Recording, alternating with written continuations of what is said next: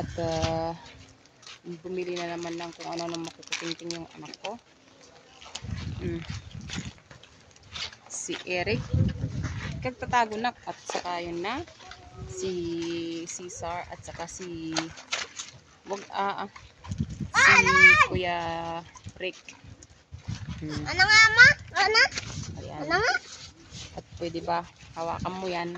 Wag anak ka, mababasa ako. Halayan mo ay may sasakyan, no? Sige, sige. Sige. Tumabi kayo dyan. Okay. At itong galing-galingan ka na naman na kasi.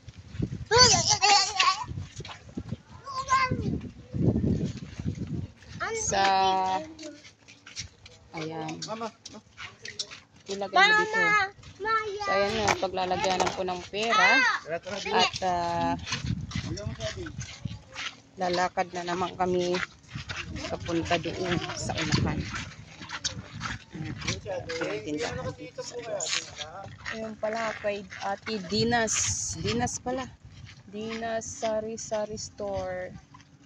Dayanas pala. Dayanas Sari-Sari Store ng Aduas. So yan guys. Ayan ang tindahan dito.